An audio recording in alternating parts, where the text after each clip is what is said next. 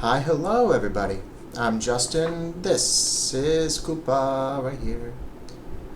And welcome to Koopa's Corner. Today we're going to talk about WWE's premium live event, Night of Champions. It's this upcoming Saturday. And it's going to be at a weird start time because it is all the way in Saudi Arabia. In this video we're going to make our predictions. We're going to preview the match card, the advertised match card. And we're just going to talk about it a little bit. So first of all, Night of Champions, happening in Saudi Arabia. Let's just get this out of the way. With the current political climate, now more than ever is probably a bad time to be going to Saudi Arabia. Not that any of these shows have ever been particularly high stakes or good, or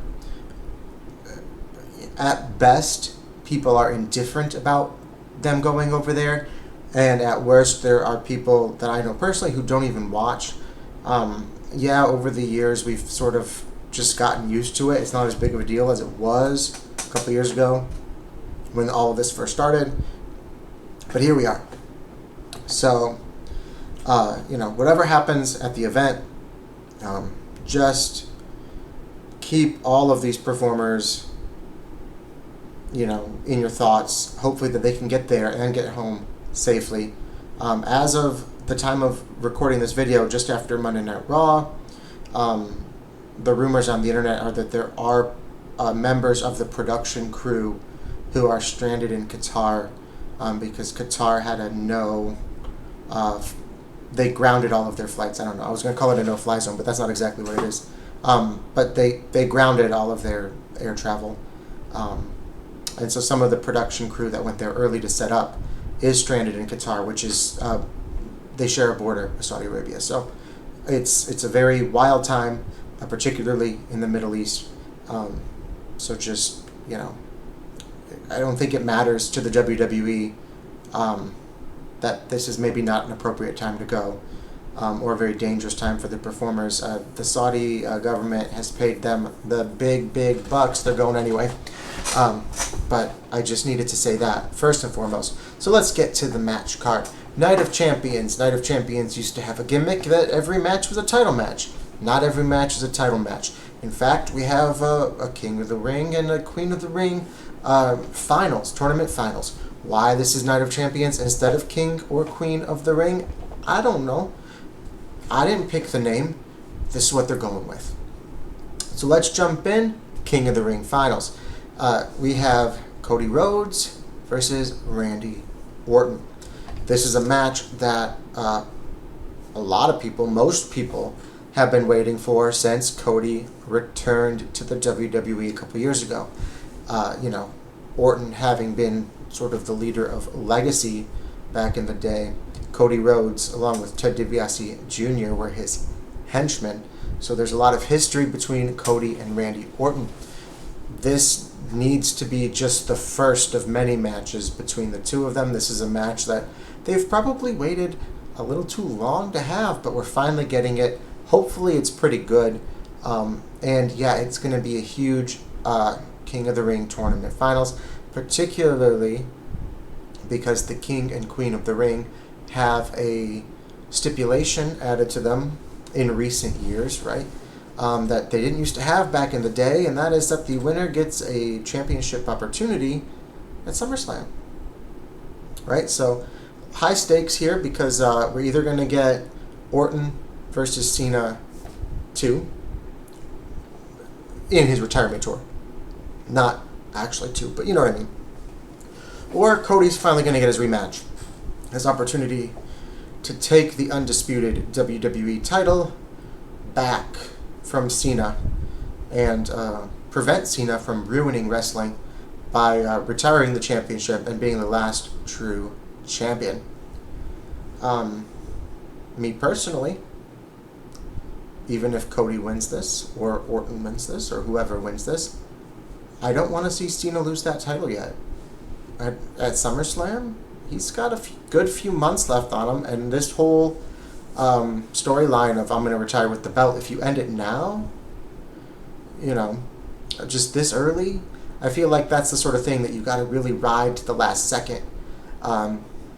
just to get people worried that like, oh shit, he's actually going to do it. He's actually going to retire with the belt.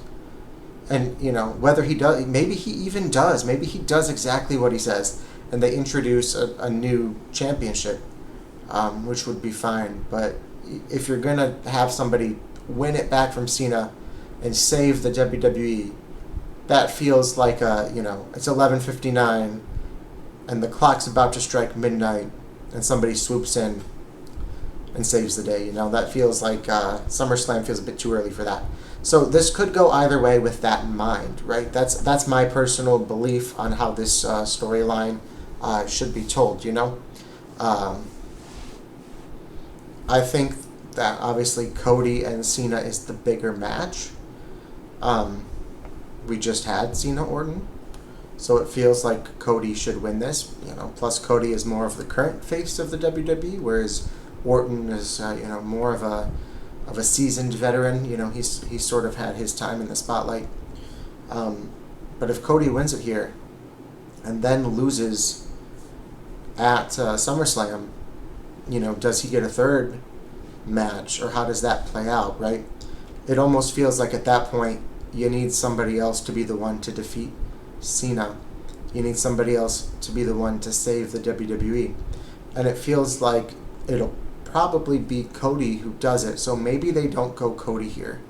Maybe they hold off on that match. Maybe Cena interferes in the King of the Ring finals and prevents Cody from winning, and he has to find another way into a title opportunity before the end of the year.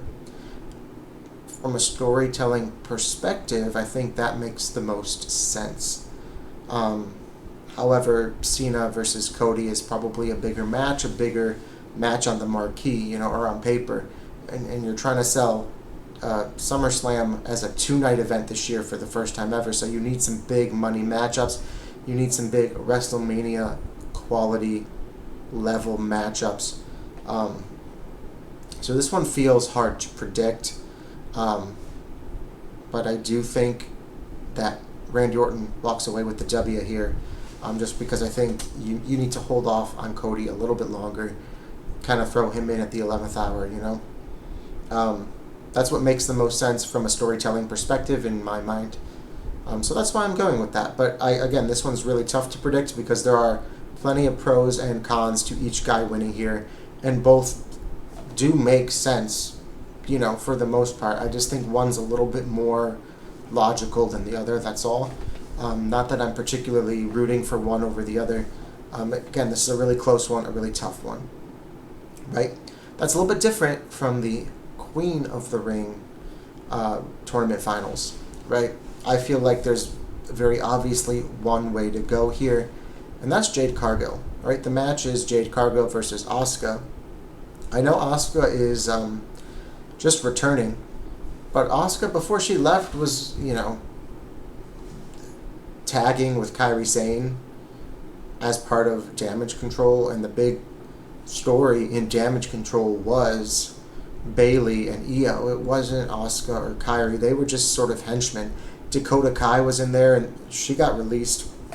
If that tells you, or that should tell you, how the WWE felt about the you know, lower parts of Damage Control. So I don't think Asuka really, before she left, had any sort of momentum worth a championship match. And because of the history of Damage Control, she could win here and go on to face Io Sky at SummerSlam. And that would make a lot of sense, and that would be a perfectly fine story. But the other thing about Asuka, she wasn't always at that tag level, right? She used to be way up here. She had that huge undefeated streak in NXT, that huge undefeated streak on the main roster, multiple-time women's champion. Asuka's been there. Asuka's done that. She is not that difficult to elevate back up if you want her to. She's a seasoned veteran at this point. And so a win here is just a quick, easy way to throw her back up into title contention, into, you know, main event level, you know, stardom for a women's superstar. On the flip side, because Asuka is so easy to go up and down with, and because she's been there and because she's done that, I think that actually works as a counter argument for her to win this. it adds fuel to the Jade Cargill fire, right? Jade hasn't really done much. She was this huge free agent signing. She came in. She was in this tag team with Bianca for this really extended period of time. And you could see that she was training and she was growing, but she never really had a chance to stretch her wings. And then she was attacked mysteriously backstage. She disappeared for a few months. That really derailed her momentum as a single superstar, right? Ultimately, they revealed Naomi attacked her instead of Bianca, which didn't make a lot of sense. We never got that big one-on-one matchup between Jade and Bianca the way we probably should have, given that they were the tag team together. And since WrestleMania, she's really only just kind of been a thorn in the side of Naomi. She hasn't really done a whole lot herself. She didn't make it into the Money in the Bank match. Naomi did. Did that make a lot of sense? Not really, particularly because Naomi won it. Jade is an up-and-coming superstar, and she hasn't really had a lot of opportunity, even though she's been around for, a year and a half now, almost 2 years. This feels like a very vital moment for Jade. It's time to put up or shut up type of a thing, right? If she loses this, she doesn't have anything to her name. She doesn't have anything on her resume to sort of fall back on. And it's how many times are you going to yank the carpet out from under her, right? I feel like a loss here would really hurt her and damage her credibility in a way that it just wouldn't with Asuka. You can get a good match out of her with a partner like Io. It makes sense to pair them up. You put the title on her at SummerSlam, and then whenever Bianca returns from her injury, you've got a built-in money feud ready to go. Bianca wants the title that Jade has. And you could, you could tell that story a number of ways with their history as a tag team, and the attack on her and where Bianca lied in that and how she tried to stay out of it instead of defending Jade against Naomi. So, or we're supposed to be friends, why didn't you have my back type of a thing. You could go, mentor protege type storyline here, the teacher versus the student type storyline if you want to do that. So there are a lot of good options eventually to get to there, but first, the title needs to be on one of them. And this is the time, this is the place. Jade Cargill is the right choice. She needs this. So my prediction is Jade Cargill, and if it's not her, they are going to have a hell of a time recovering her after this. So that is my prediction for the King and Queen of the Ring tournament finals. But there are a few other matches on this card, right? There are 6 matches total instead of the usual 5. We have a big street fight between Rhea Ripley and Raquel Rodriguez. That's going to be a lot of fun. I think there's a couple ways to go here as well. Obviously, the first thing you think is, well, they are 2 stars that are not on the same level. Rhea's all the way up here, and Raquel's all the way down here. So it should just be, a chance to show, give Rhea a big W. Especially because she's eaten a couple of L's lately, so kind of get her some momentum back as the biggest star, not just in the women's division, but probably the entire WWE. So she's a pretty safe bet. But with Liv Morgan's injury and Raquel, not being stripped of the titles right away, like they could, her tag team titles, right? Like they could have done. And I think it would be a mistake to do that. The fact that she still has him is a good sign. I think from a storytelling perspective, Roxanne comes out. Roxanne distracts Rhea or attacks Rhea or gets involved in numbers game. She ends up helping Raquel win. They have a couple of moments where they double team Rhea.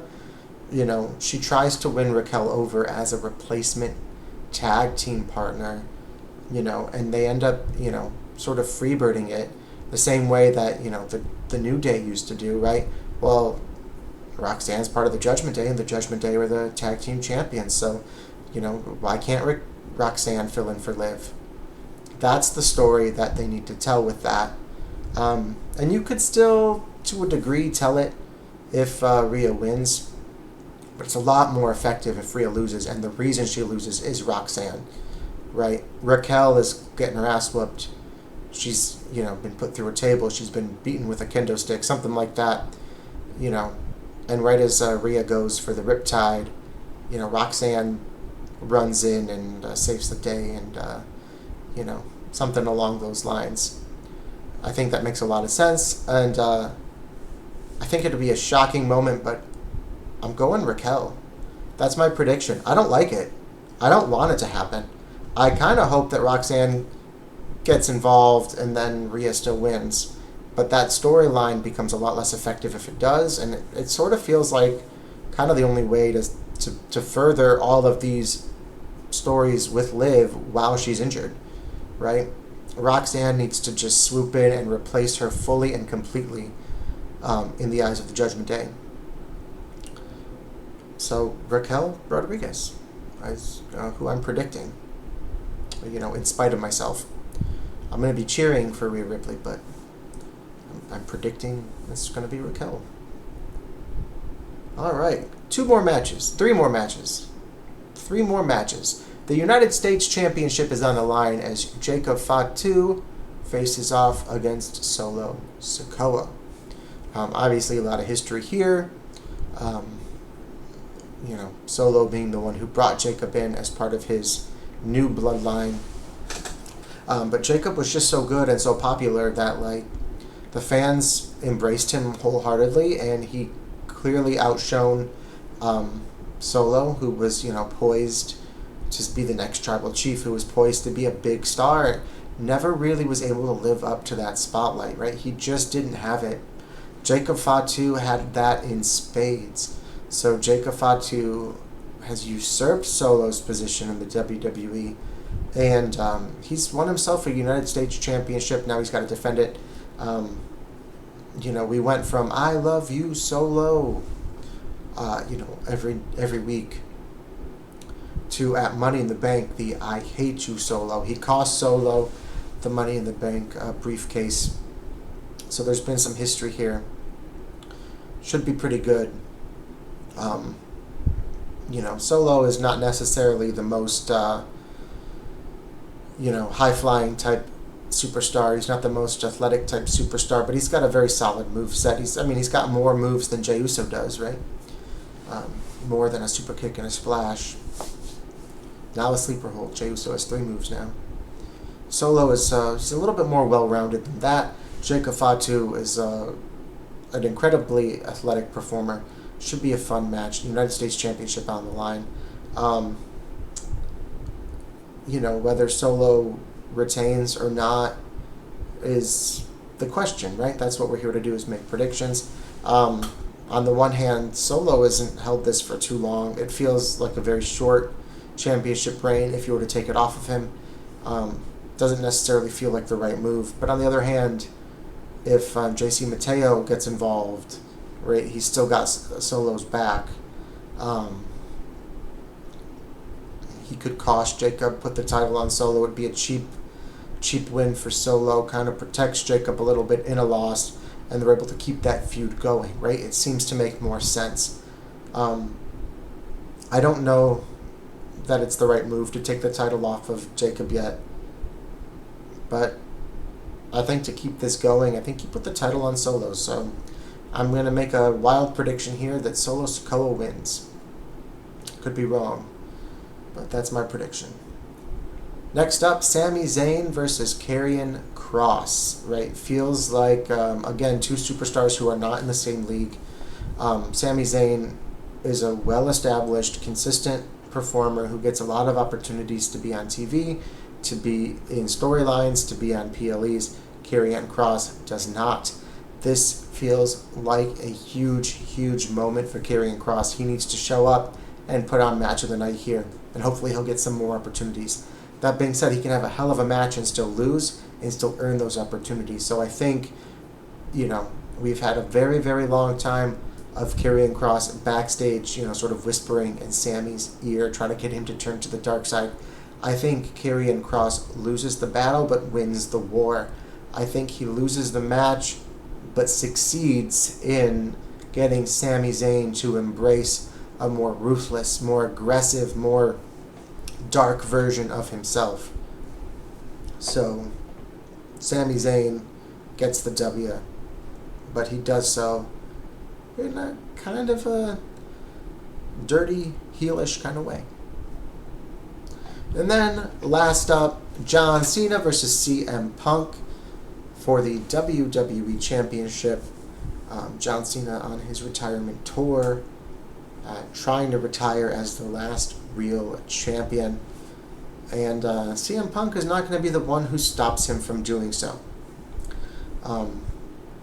Cena delivered what might be the promo of his career when he mirrored Punk's famous pipe bomb promo on SmackDown. He also made a really good point by, essentially saying he got Punk to sell out and he's going to have a match, but he's going to do it in Saudi Arabia, which is somewhere that Punk said he'd never go. He also, called out Punk for, you think you're the voice of the voiceless, but you're not the voiceless, man. You're a millionaire and spite yourself.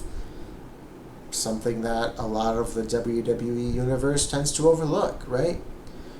They feel like Punk is one of us, but Punk is one of the highest paid performers in the company. He's not necessarily, one of us, right? He's at this point in his career. Maybe he started off that way.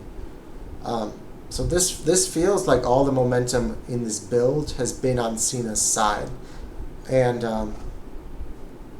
despite my reservations about Cena turning heel in the first place, it started off kind of rocky. It started off kind of slow. He just spent a lot of time trashing the fans rather than justifying why he turned heel. But he's really starting to find his groove, and that shouldn't be surprising, right? He's the greatest of all time. That's not just a moniker that they're using for him, right? No one else has won as many world titles. No one else has stayed as consistently over in the main event as John Cena without a shift in character, without, having to revitalize themselves or adapt or adjust. John Cena he got to be John Cena, and he stayed relevant as the same character for 20-something years. And a lot of people felt like he was stale. A lot of people were frustrated by that as it was happening. But you look back on it now, and it's like, that is an unprecedented feat, man.